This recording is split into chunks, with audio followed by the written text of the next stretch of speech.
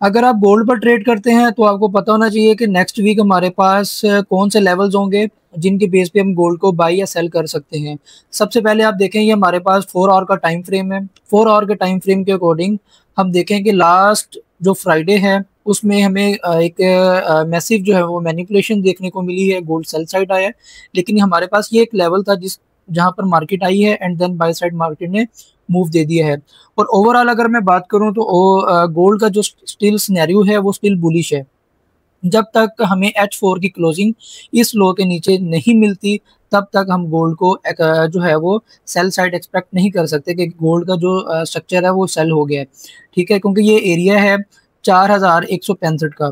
ठीक है, 4165 166 का एरिया है। जब हमें इस एरिया के नीचे, इस प्राइस के नीचे H4 की क्लोजिंग मिलती है, सेल साइड H4 की क्लोजिंग मिलती है, तो हम ये कह सकते हैं कि गोल्ड का जो स्ट्रक्चर है वो बाई से सेल साइड जो है वो शिफ्ट हो चुका है। ठीक है, H4 की मैं बात कर रहा हूँ। अभी जो सिनेरियो है वो स्टिल बुलिश है। अगर मैं 1 आवर के टाइम फ्रेम में शिफ्ट होता हूँ तो 1 आवर के टाइम फ्रेम में हम देखें कि हमारे पास कौन से लेवल्स हैं जिनकी बेस पे हम नेक्स्ट वीक ट्रेड कर सकते हैं। आपको मैंने पिछले फोरकास्ट में भी बताया था कि हमने बड़े टाइम फ्रेम को जस्ट एक पिक्चर के बेस पे हमने देखना होता है। हमने जो ट्रेड करनी होती है वो छोटे टाइम फ्रेम पे करनी होती है। बड़े टाइम फ्रेम पे हमने जस्ट लेवल्स फाइंड आउट करने होते हैं और छोटे टाइम फ्रेम पे उन लेवल्स को हमने मिनिमाइज करना होता है, छोटा करना होता है एंड कंफर्मेशन देके हम वहां से अपनी ट्रेड जो है वो एग्जीक्यूट कर सकते हैं। ठीक है, तो ये 1 आवर का टाइम फ्रेम है। 1 आवर के टाइम फ्रेम में देखेंगे हमारे पास सपोर्ट लेवल बन रही थी जिनकी बेस पे गोल्ड ने उनको रिस्पेक्ट भी दी है, बट एसएल हंटिंग भी की है रिटेलर्स के, लेकिन जो है रिजेक्शन देखने के बाद हमें अच्छा खासा मूव भी देखने को मिला है।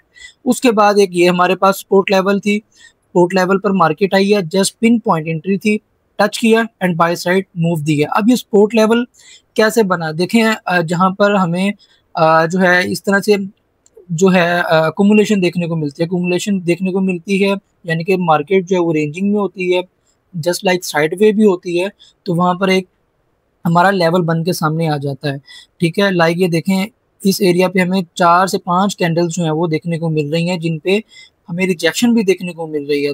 तो यानी कि मार्केट यहाँ पे आई थी और यहाँ पे बायर जब एक्टिव हुए तो मार्केट ने बाय साइड मूव दे दी है। तो इसी बेस पे हम क्या है, इस जो सेल कैंडल है, इस सेल कैंडल के जस्ट वीक को ड्रॉ कर लेंगे। ठीक है, वीक को ड्रॉ करेंगे तो ये हमारे पास एक जोन बन जाएगा। जब मार्केट इस जोन में आएगी हम वहां से बाय कर सकते हैं। ठीक है, उसके बाद अब हम देखेंगे कि H1 में हमारे पास और कौन से लेवल हैं जिन पर हम, अगर गोल्ड गिरता है तो हम वहां से बाय कर सकते हैं। तो सबसे पहले देखें, ये H1 का एक ओबी है। ठीक है, H1 का ये ऑर्डर ब्लॉक है, इसको मैं ड्रॉ करूंगा। जब मार्केट जो है वो इस जोन में अगर आएगी, अगर आती है तो यहाँ से हम गोल्ड को बाय कर सकते हैं, क्योंकि यहाँ पर हमें एक फेयर वैल्यू गैप भी देखने को मिल रहा है। फेयर वैल्यू गैप जो कि ऑलरेडी मिटिगेट हो चुका है। ठीक है, जो कि इम्बैलेंस था, यहाँ पे देखें इम्बैलेंस है, इस कैंडल ने इस प्राइस को बैलेंस कर दिया, बाय साइड मूव दी है।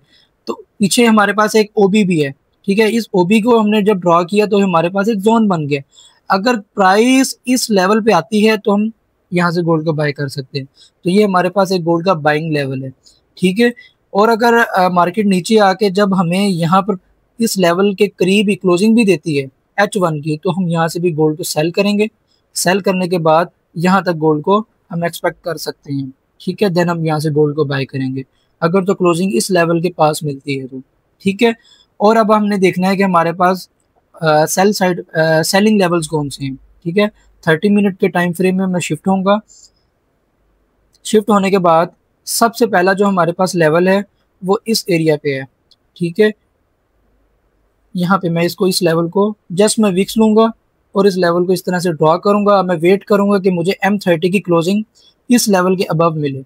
अगर मुझे M30 की क्लोजिंग यहाँ पे मिल जाती है तो मैं क्या करूंगा, यहाँ से गोल्ड को बाय करूंगा एंड देन ये हमारे पास एक क्लीन रेंज है। ठीक है, अगर हमें क्लोजिंग यहाँ पे मिलती है तो मैं यहाँ से गोल्ड को बाय करूंगा एंड नेक्स्ट हमारे पास जो रेजिस्टेंस एरिया है वो यहाँ पर है। ठीक है, मैं ड्रॉ भी कर देता हूँ।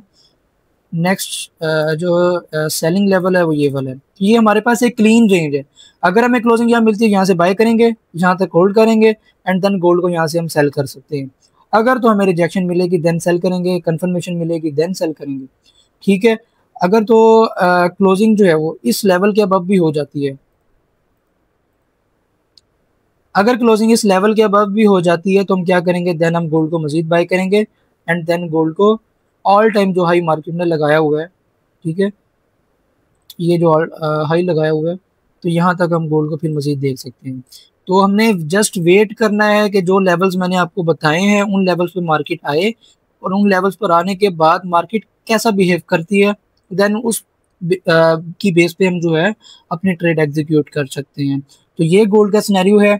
अगर आप हमारे साथ जो है वो ट्रेड करना चाह रहे हैं, अगर आप ट्रेडिंग सीखना भी चाह रहे हैं तो आप हमसे रब्ता कर सकते हैं। अगर आप सिग्नल्स अवेल करना चाहते हैं तो आप हमसे रब्ता कर सकते हैं, आपको कम्युनिटी में ऐड कर दिया जाएगा। Thank you so much.